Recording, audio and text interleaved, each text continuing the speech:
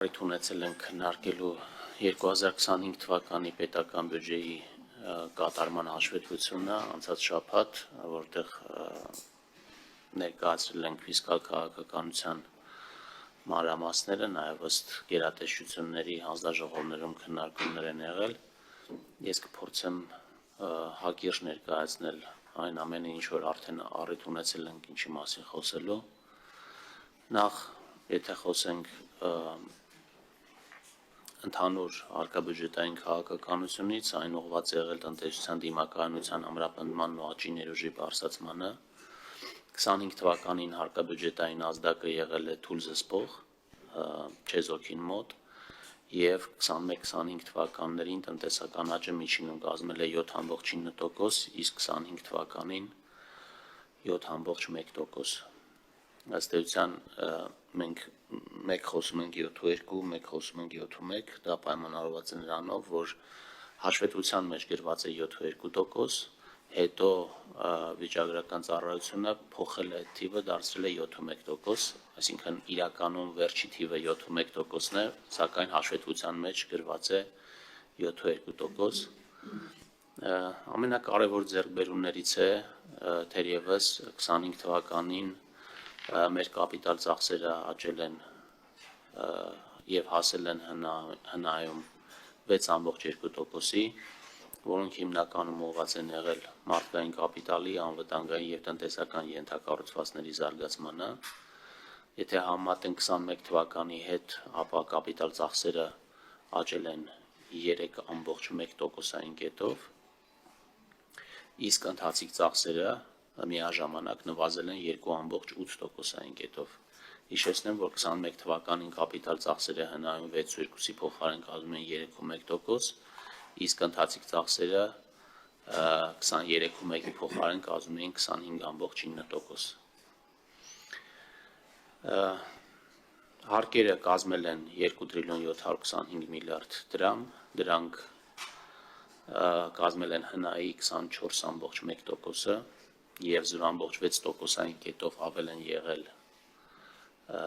նախորդ տարվա մակարդակից, 21 թվականի համեմատ 1,1%-ային կետով կամ 1 տրիլիոն 116 միլիարդ դրամով են ավել եղել։ Այստեղ բարելավմանը հիմնականում նպաստել է ավելացած արժեքի հարկի և շահութահարկի նպաստումները։ Հաջորդը բյուջեի պակասությունն է, որը կազմել է 3,7%, պլանավորված 5,5%-ի փոխարեն, նոմինալ կազմել է 418,8 միլիարդ դրամ։ Միջինում վերջին 5 տարիներին մեր պակասուրդը կազմել է 3,2%, որը ամբողջությամբ համահունչ է մեր դրված թիրախներին։ Այս արդյունքների հետևանքով նաև մենք ունենք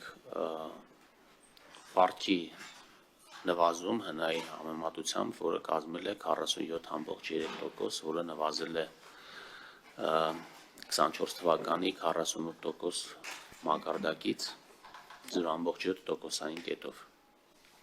Կարծում եմ սա նույնպես շատ կարևոր է, նամանավանդ մեր այն նպատակադրումներով, որ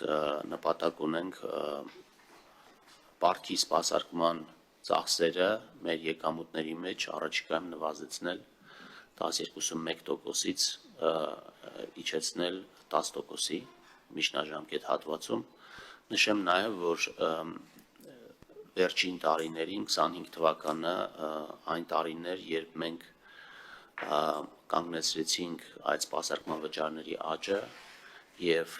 մի փոքր նույնիսկ նվազում ունենք 12,2%-ից նվազել է 12,1%, ինչի որովհետև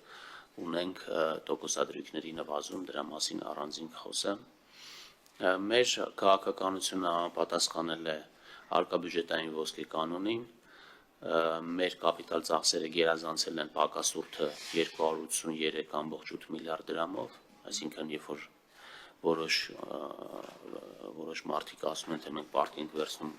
ընթացիկ ծախսեր անելու համար, սրանով ապացուցում է, որ նույն 283 միլիարդ դրամով ավել կապիտալ ծախս ենք անում, քան պարտք ենք վերցրել։ եւ հարկային եկամուտները գերազանցել են ընթացիկ ծախսերը 112 միլիարդ դրամով։ Սա նույնպես համարում եմ կարևոր ցուցանիշ։ Եթե մի փոքր խոսենք պարտքից, ապա պարտքը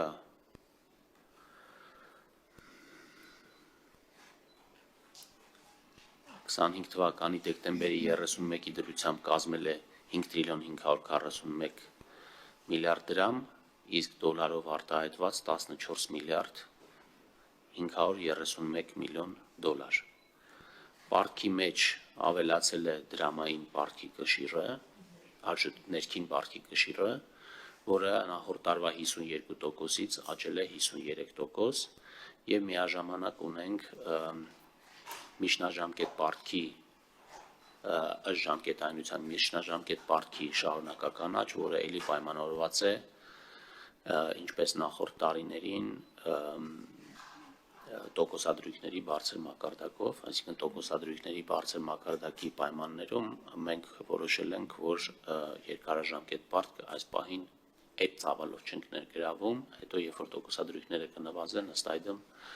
մեր ծախսերի կառավարման տեսանկյունից կարծում սա կարևոր է, դրա արդյունքում ըստ էության բոլոր ուղենիշային ցուցանիշները պարտքի հետ կապված գտնվում են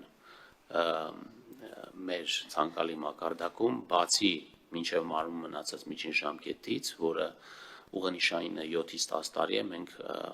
25 թվականի վերջում ունենք 6-9 տարի, այսինքն մի փոքր նվազել է, բայց հույս ունենք, որ առաջիկայում նաև տոկոսների նվազման պայմաններում կկարողանանք այս ցուցանիշը նույնպես համապատասխանեցնել։